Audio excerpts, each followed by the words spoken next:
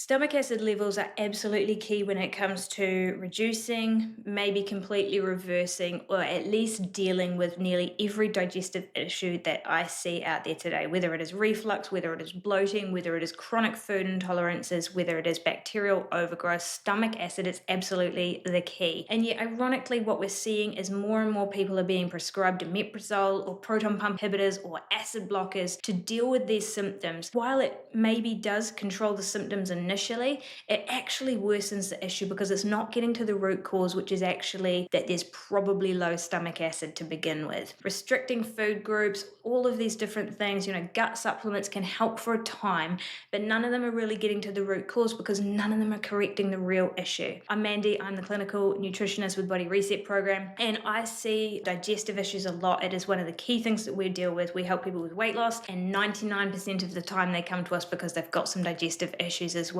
There's something that just develop over time because the diet and lifestyle that we typically have that's lower in nutrients, higher in stress, we're more rushed, all of these things really have a downturn effect on our digestive enzymes and our stomach acid levels. So we're going to talk about why this is today, and I want to use food intolerances as an example here. So many people have a common theme and a common story that they used to be able to eat a certain food and now they can't. Now they've started reacting to it, and so maybe they remove that from their diet, and maybe let's take gluten for example. Can't eat gluten anymore, take gluten out of our diet, we replace it with a whole lot of almond meal or almond flour or various things to make bread and stuff like that. Maybe a year down the track suddenly don't really tolerate almonds so well either, and so we've got to remove them, and over time we can be restricting and reducing and eliminating more and more foods, and maybe we're wondering why can't I digest these foods or tolerate these foods like I used to be able to. And I would say 99% of the time it's because there is a stomach acid problem. So let's break this down for a minute before we get into some solutions and what we use with our clients to help deal with this and get people eating a pretty broad diet again. So the first part is I'm going to use wheat as the example because it has both the gluten protein and it has quite a high level of carbohydrates, and particularly high in FODMAPs as well for those that are eliminating FODMAPs. So what's going on here?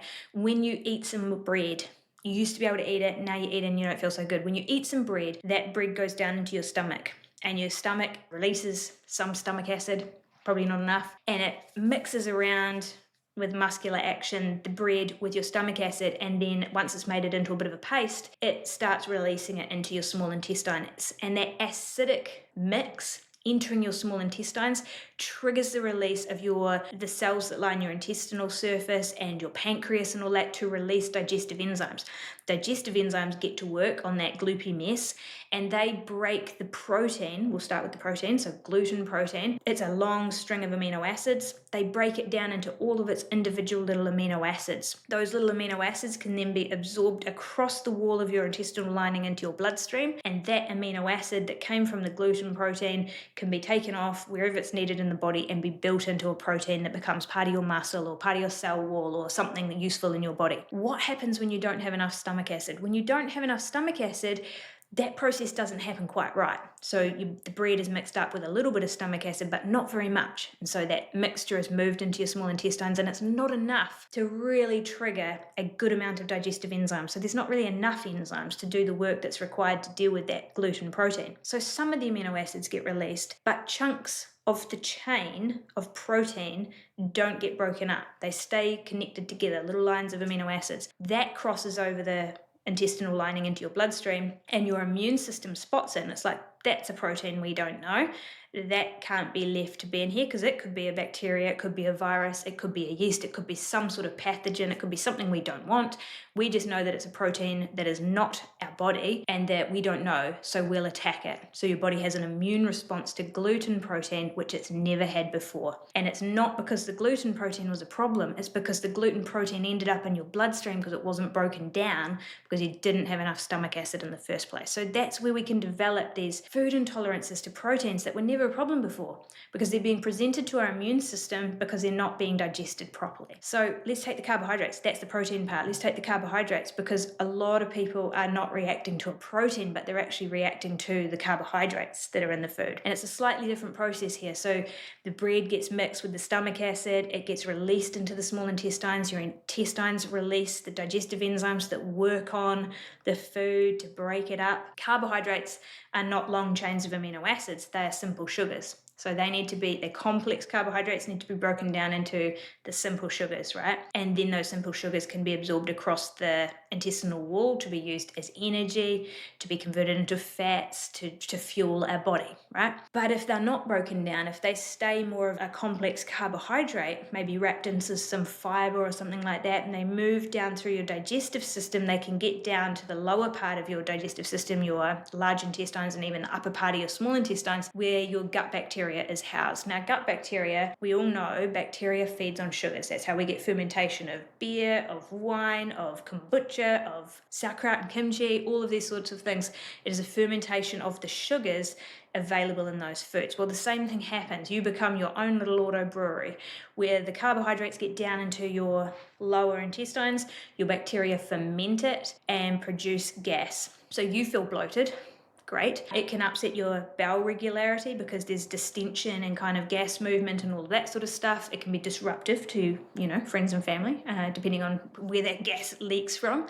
And you can get an upward pressure of that gas, okay? Gas is going to rise, right? It's going to push up through your digestive system and you can get burping and belching and reflux. And so what you might feel is, I get reflux when I eat gluten, not because the gluten or the wheat is the problem, but because you're getting this fermentation process from the unbroken down carbohydrates because you didn't have enough stomach acid. You're getting this upward pressure of gases, which is forcing your stomach acid up through your esophagus. And so what do? We throw some omeprazole on top of it to feel a bit better, lowering our stomach acid further and creating more problems downstream. This is why stomach acid is the key to every other digestive process. So what do we do about it? And why does Body Reset get such good results? Because we're addressing the root cause. We're looking at, okay, so this person is getting bloating that they never used to get from foods that they used to be able to tolerate. They've also started getting reflux really often. There's a bunch of different things going on. Let's have a look at what's going on at a deeper level. So we've got 3 key things that we can work on here. The first part is realizing that digesting is a state that our body only does when it's not in fight-flight response. So fight-flight response, or that upregulation of our sympathetic nervous system, is not a state when we're primed to eat. In fact, we're primed for survival at that point in time, and eating is the last thing on our mind. So stomach acid is not effectively produced when we are in a chronic stressed sympathetic nervous system kind of fight or flight state. We need to be in that rest digest state, that parasympathetic nervous system kind of drive. The real link here is that your parasympathetic nervous system is very much driven by your vagus nerve. Your vagus nerve is what triggers the release of stomach acid in your stomach. So actually being able to take some time before we eat can be the first part. And I think it's a really funny one, this one, because it's really hard to do, really easy to say, really hard to do consistently. And yet the very fact that we find it hard to do is kind of case in point the fact that we really need to be doing it a little bit more often. Because the fact that we find it hard to sit down and take 5 deep breaths before we eat our lunch probably suggests that we're running life a little bit too fast. So the application here is, if you want to digest better, if you want to look after your digestive system and be able to tolerate the foods that you used to be able to tolerate and eat them really well, we need to slow down, take some breaths before we eat, and chew our food really well. Chewing is also a signal to our stomach to start producing stomach acid. There is food coming, we're chewing, start making some stomach acid, get ready for what's going to come. So taking 5 deep breaths before you eat, being thankful for your food, thinking about your food, actually, salivating for your food, that sort of thing can really get your stomach ready to digest that food in a better way, get that stomach acid release so that you can get the goodness from it. So that's the first part. Number 1 is actually we need to focus on what are we doing to support the stimulation of stomach acid production in the first place. Number 2 is really looking at the makeup and the volume of our meals. So a lot of people who have digestive issues find that they can't tolerate too much food at one go, or they'll tend to snack more because they feel a little bit yuck. So they're just like, oh, I'll just have a little bit of food, and then they're hungry again, so they have a little bit more. And it can very much kind of end up down this track where we're just kind of nibbling all the time and not really having proper meals. But snacking is a real key problem for the gut because 2 reasons. 1, typically the foods we snack on are more carbohydrate based. Carbohydrates are not as strong a stimulation for stomach acid production as proteins. Proteins in particular tend to stimulate a better and stronger release of stomach acid levels. So when we have a meal and we have a protein base to it and we've really got some protein coming in, our stomach gets the message to produce more stomach acid. And very often snacks denote do that. But there's a second part to it, and that is that our stomach has a whole lot of nerves in the walls of the stomach lining called stretch receptors. And when the stretch receptors is triggered because of food volume, because the stomach is enlarged to fit the food in it, that's also a trigger for stomach acid production. So snacking is a double whammy, because not only is there probably not much protein in there, but you're not getting that food volume to really stimulate stomach acid release either. So these little bits of food are constantly being released into your small intestines where they're not being digested well, and they're driving the very issue that may have caused you to snack in the first place. So what I do for our clients, and we do this, everyone I think can benefit from this, is consolidating your meals to 3 or 4 balanced meals per day. There's some protein in there, there's some vegetable volume for fiber and actual volume to set off those stretch receptors. And also, if you're consolidating to 3 to 4 meals a day, you're having longer gaps between your meals where your digestive system is able to empty and recover and repair and build more enzyme capacity, so that when you do eat, you've got that fire and that punch there to work on the food and really get the goodness out of it. So actually consolidating, moving away from snacking, consolidating to 3 to 4 good meals that are balanced.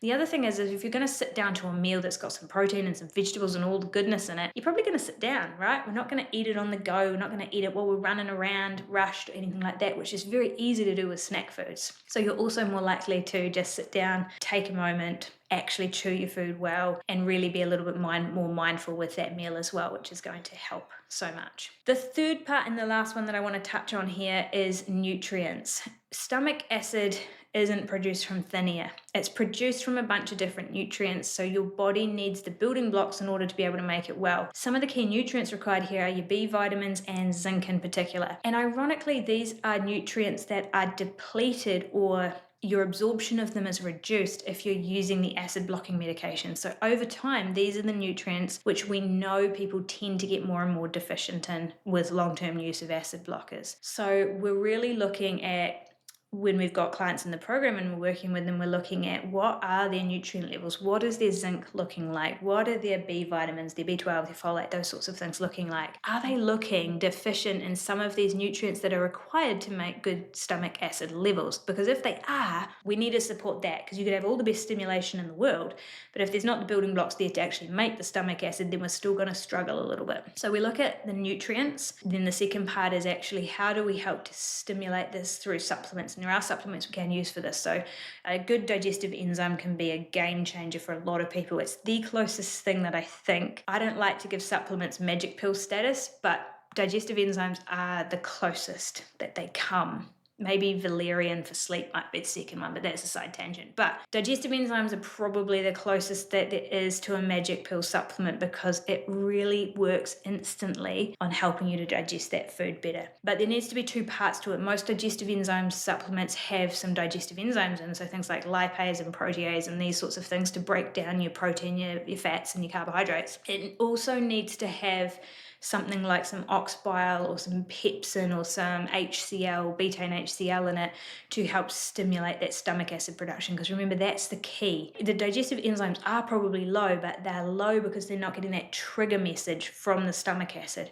So that's where we really want to put our focus and make sure that is in the right place first and stimulate that production. And you can do this as well with apple cider vinegar, lemon juice. Sour foods are a really nice stimulant for stomach acid production, and then also bitter foods. So things like your herbs, your dark green leafy herbs and vegetables, ginger, these sorts of things can help stimulate stomach acid production so that you get that nice moving down of that cascade of the digestive process further on. So these are things that we sort of look at. The 3 key things are what sort of state are you coming to your meals in? Are you rushed? Are you moving too fast? Not really getting into that nice relaxed state where you can digest well? Are you snacking all the time and not eating, protein with your meals or good food volume or these sorts of things? And if you do have really chronic digestive issues, if you're dealing with food intolerances and you're really limited on the foods you can eat, you're really reactive because you've spent years and years of the gut just in a state of being quite unhappy, we often need to pare things really back, pull them right back to the simplest, most digestible foods first in order to build back up. And that's something that we do with some of our clients who come in with these real significant gut sensitivities, is actually let's just get this calmed down as fast as we can, get away all of the things that are triggering any discomfort and inflammation, and just let this whole system calm down, and then start to rebuild some of these processes, rebuild the functionality of the gut, maybe work on the microbiome, and then we can start to bring some of these foods back in again. So I don't want to give the impression here that you should just be able to eat any food and that you shouldn't eliminate anything, because maybe you will need to for a time, but the fact that it needs to be eliminated is a sign of the problem. It's not the problem. I think that's where the message gets a bit mixed, that oh, I can't eat gluten anymore, so I'll never be able to eat gluten again. Well, if you're truly allergic to it, then obviously not. But if you have developed a new intolerance to having a piece of bread, then we want to understand why that is and not just rule the food out as the problem, because it's probably not the food, it's how you're dealing with that food, and that can probably be fixed. So if you are thinking, yeah, I can see myself in this, I really don't want to go down the pathway of just buying another gut supplement that doesn't address the issue, I'm not keen to keep taking, acid blockers or whatever for the rest of my life, and I want to do more about it, I'm going to link our gut reset below. This is our program that really looks at all of the things that we've talked through today in a little bit more detail, so that you can start building some of these layers up to get your gut back on your side, so you get to feel good again, so you get to eat and get the goodness out of it and actually enjoy your day-to-day life, because I know how all-consuming digestive issues can be. It's very central to our body, it's central to our life. When our gut is not feeling good, nothing feels that good. So it's worth taking the time and effort to get that feeling good again. And hopefully you are feeling hopeful that this is possible. I'd say that there's very few gut issues that can't be resolved when we work backwards, and then we kind of get things in the right order again. So have a look below at that gut reset, and I will see you next time. Bye.